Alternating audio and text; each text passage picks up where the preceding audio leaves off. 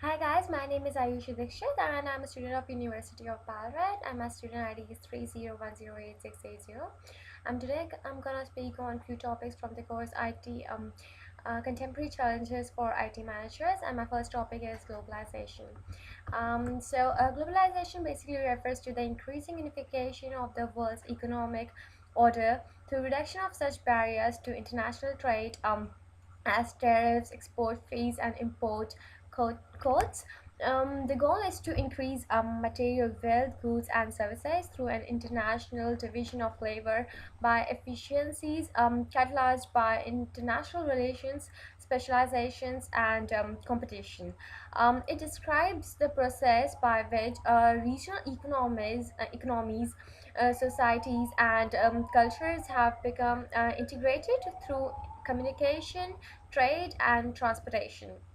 The last 2 decades have even witnessed an explosive proliferation of academic writings on the subject of globalization.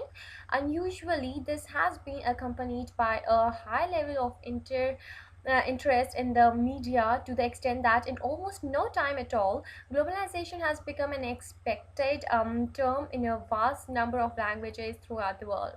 As Jan Artscott said, has pointed out, the term first appeared in the dictionary in 1961. That's too long, and the terms globalize and globalism were coined in the 40s. Yet, in but a blink of an eye, the term has become into such common usage that it is difficult to imagine that just 2 decades ago, most regarded it was a neologism.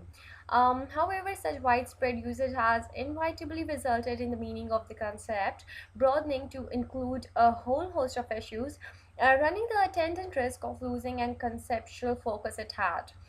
Well, but profits what we can get from globalization are many, and few from that are like by buying products from other nations. Customers are offered a much wider choice of goods and services, which is basically good for the customers and as well as the producers. So it's a good part for both the producers as well as consumers. It also creates competition for local firms and thus keeps costs down, which is really good for both. Then globalization also promotes specialization. Countries can begin to specialize in those products which they are famous for, they are best at making, and economic interdependence is also among different nations and which can build improved political and social links. So that's basically good for international issues as well.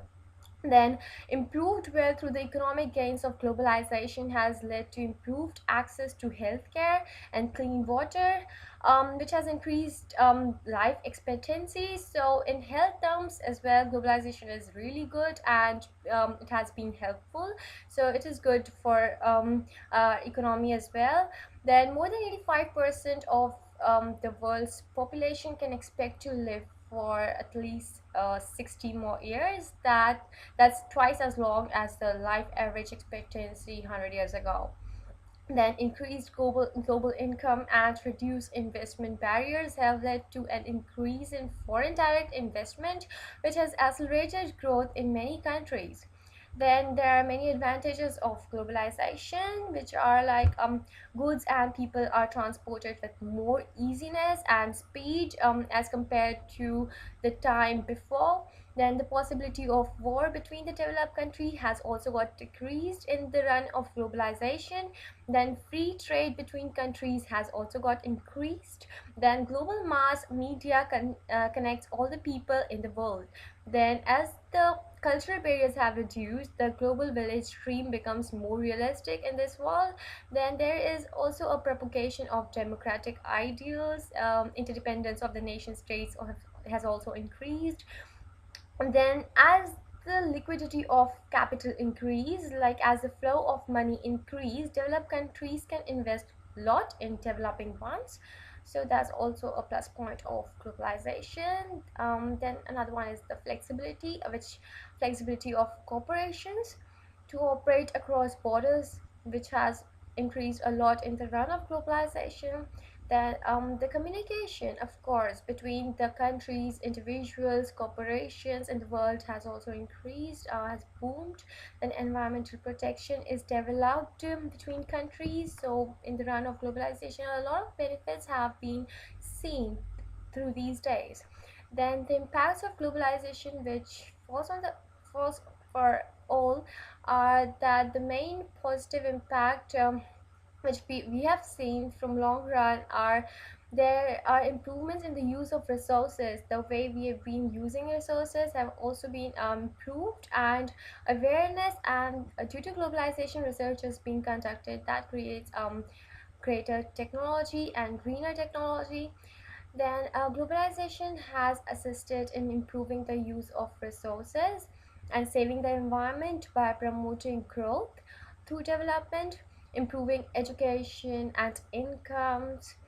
Then the World Bank is an example of this, as it has successfully helped Mexico City in the 1990s to reduce the number of unhealthy ozone days, which was really helpful. Then, due to globalization, multinational corporations have been conducting research and creating technology to reduce the impact of humans on the environment, which is often bad, and referred to green technology. This was referred to green technology. Then some examples of greener technology are hybrid of humans on the environment, often referred to as green technology. Then they typically achieved greater fuel economy and lower emissions than normal cars, which resulted in fewer emissions. Being um, being a generation, this is also a good impact of globalization which has been seen. Then Apple has stated that MacBook has been built using materials that are highly recyclable and free of many of the harmful substances present in other computers. So the software and hardware has also been designed to work together to make the computer more energy efficient and to minimize the carbon footprint of the MacBook. So, but unfortunately, the negative impacts of globalization or the environment far outweigh the positive ones. So that's far better. Then the main negative impact of globalization on the environment is the impact of export-oriented destruction, the overuse of natural resources due to increased demand, and also the removal of ecosystems due to population growth have have led a large negative impact on the environment.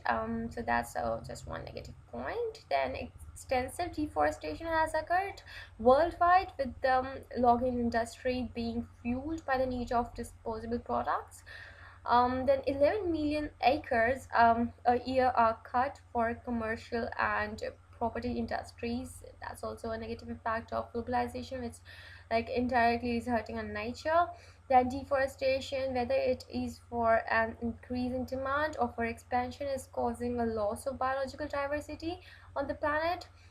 Then in Australia, 90% of native forest wood are exported, destroying Australia's natural heritage. So about one half of the forests that covered the earth are gone in this way. So that's really bad impact which is falling on earth, and Australia especially because of globalization. Then each year another 16 million hectares disappear because of deforestation. Then deforestation is expanding and accelerating into the remaining areas of undisturbed forests, because already half of the forests are being cleared. So the forests which are still present, which are undisturbed, are being hurted now, and the land is getting deforested. Then in Indonesia, powerful families elite with the government rulers control large and highly valuable timber concessions. Then these forests are being rapidly lost at enormous profit because of maybe government pressure. Then overfishing occurs when fishing activities reduce fish stocks below an acceptable level, and this leads to resource decline. So that's also a bad effect of globalization which has been seen. Then a study by the Food and Agriculture Organization of the UN in 2005 found that global stocks of most fish are stretched to their limits. Nearly a quarter of commercial species have already been overexploited, with a total 70% of species now being fished close to, at, or beyond their capacity. And globalization has also had a negative impact on the environment through global warming and climate change. So, if there are few positive points of globalization, there are also few negatives which have been seen in the past. But overall, if we see the calculation, the charts, the graphs, globalization has been a profitable tool, international or national level, for the countries, for people, for consumers, for producers. So that's what I have for today for the topic globalization. Thank you.